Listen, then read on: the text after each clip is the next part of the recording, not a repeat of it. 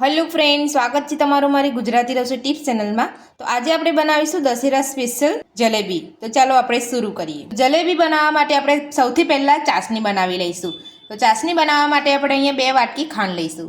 તો આપણે એક વાસણમાં 2 વાટકી ખાંડ લઈ લઈશું। 2 વાટકી ખાંડની અંદર ચાસણી બનાવવા માટે આપણે 1 વાટકી પાણી નાખીશું। તો ચાસણી બનાવવા માટે આ પરફેક્ટ માપ છે। અહીંયા 1 વાટકી પાણી લીધું છે। तो बधी ज वस्तु આપણે અહીંયા ગેસ ઉપર મૂકી લઈશું। 2 વાટકી ખાંડની સામે આપણે 1 વાટકી પાણી લીધું છે, એટલે તમે કોઈ પણ વાસણનું માપ કરો ત્યારે તમે જેટલી પણ ખાંડ લીધી હોય એનાથી અડધું પાણી લેવાનું છે। અને આપણે અહીંયા ચાસણી 1 તારવાળી કે 2 તારવાળી નથી કરવાની। હું તમને અહીંયા ચાસણી કેવી રીતે બનાવવાની છે એ હું તમને બતાવી દઉં છું। તો જો તમે ફૂલ ગેસ ઉપર ચાસણી બનાવતા હોય તો આ ચાસણીને આપણે આ રીતે હલાવતા રહેવાનું છે, નહીં તો પેનના તળિયે ખાંડ ચોંટી જશે। એટલે આ રીતે આપણે હલાવતા રહેવાનું છે। મેં અહીંયા મીડિયમ ગેસ રાખ્યો છે, એટલે આપણે અહીંયા બહુ હલાવવાની જરૂર નથી। તો તમે જોઈ શકો છો ખાંડ આપણી સરસ ઓગળી જવાઈ છે।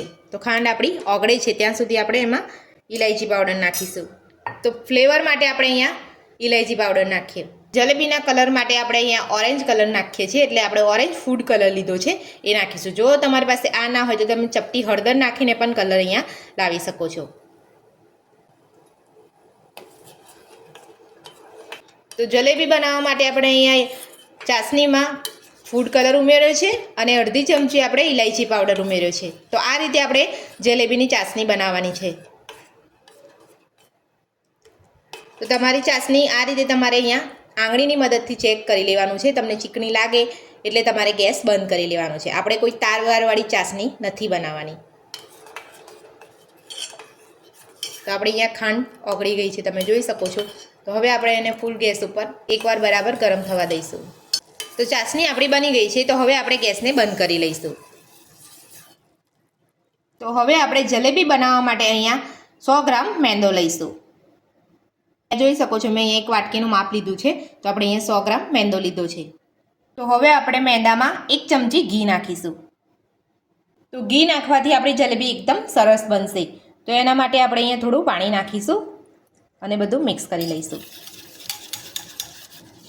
તો આપણે અહીંયા થોડું થોડું પાણી ઉમેરતા જઈને અહીંયા ખીરું બનાવવાનું છે આપણે જલેબીનું, એટલે આપણે અહીંયા ઢીલું જ રાખવાનું છે। તો આપણે અહીંયા કઠણ લોટ જેવું નથી બાંધવાનું, આ રીતનું આપણે અહીંયા ઢીલું રાખવાનું છે। તો આ રીતે બધું જ આપણે મિક્સ કરી દેવાનું છે। મેંદાના લોટની અંદર ગાંઠા ના રહે તેનું ખાસ ધ્યાન રાખવાનું છે, અને આ રીતે આપણે એકદમ સરસ મિક્સ કરી લેવાનું છે।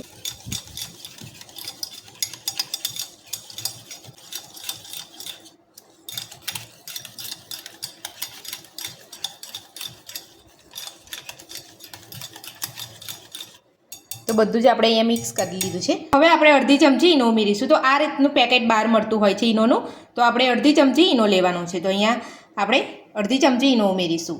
ઈનો ઉમેરીને આપણે અહીંયા 1 ચમચી જેટલું પાણી નાખીશું। ત્યારબાદ આપણે બધું મિક્સ કરી લઈશું।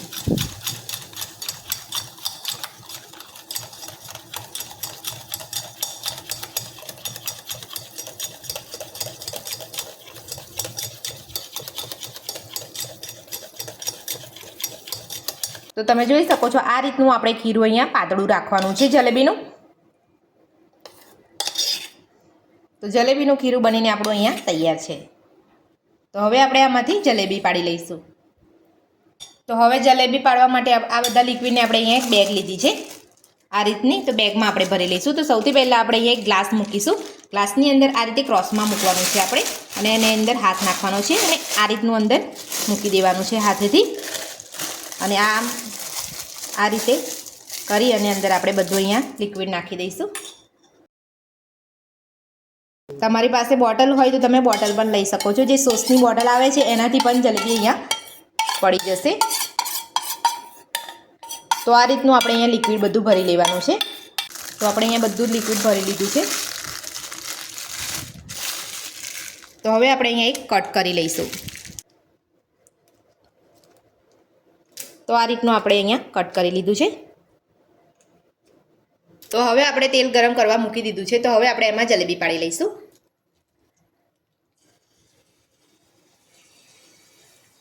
તો આ રીતની આપણે જલેબી પાડી લેવાની છે।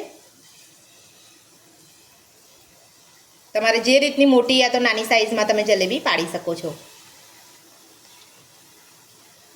જલેબીને આપણે પલટાવવાની ઉતાવળ નથી કરવાની. એ તળાઈને એની જાતે થોડી ઉપર આવશે ત્યારબાદ આપણે એને પલટાવીશું.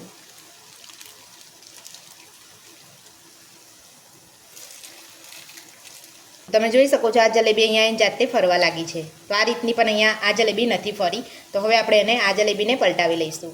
તો તમે જોઈ શકો છો જલેબીને આપણે અહીંયા પલટાવી લીધી છે.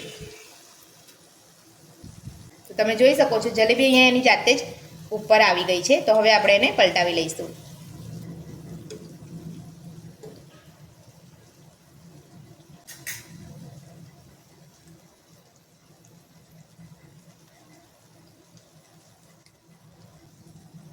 જલેબી આપણે અહીંયા તળાઈ ગઈ છે. તો હવે આપણે જલેબીને કાઢી અને આપણે ડાયરેક્ટ ચાસણીમાં નાખીશું.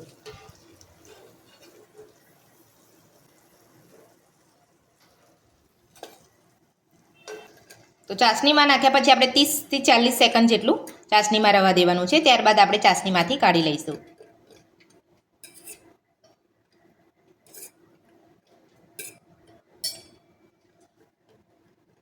તો આપણે અહીંયા 30 સેકન્ડ થઈ ગઈ છે. તો હવે આપણે અહીંયા ચાસણીમાંથી જલેબીને કાઢી લઈશું.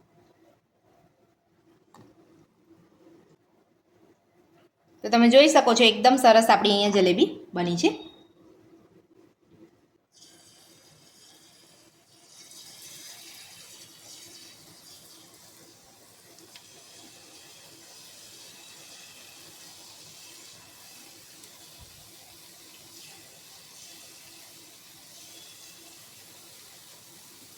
તો તમારે અહીંયા જલેબી મોટી બનાવી હોય તો તમે મોટી પણ બનાવી શકો છો અને નાની બનાવી હોય તો તમે નાની પણ બનાવી શકો છો. તો આ રીતે આપણે બધી જ જલેબી પાડી લઈશું.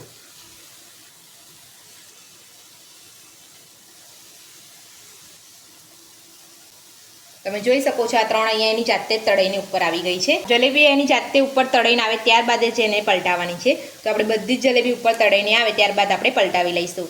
બધી જ જલેબી તળાઈને ઉપર આવી ગઈ છે. તો હવે આપણે એને પલટાવી લઈશું.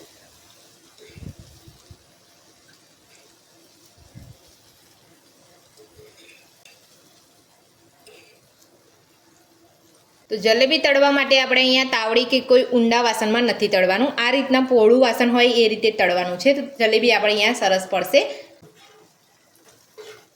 તો આપણી જલેબી અહીંયા તળાઈ ગઈ છે. તો હવે આપણે એને ચાસણીમાં લઈ લઈશું.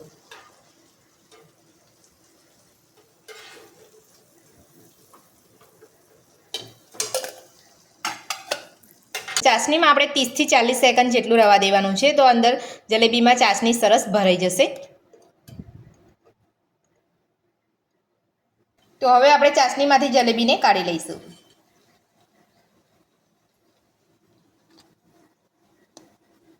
તો તમે જોઈ શકો છો એકદમ રસ ભરેલી આપણી જલેબી અહીંયા બનીને તૈયાર છે. તો આ દશેરા ઉપર મારી આ રીતથી જલેબી બનાવવાનું ઘરે એકવાર જરૂરથી ટ્રાય કરજો.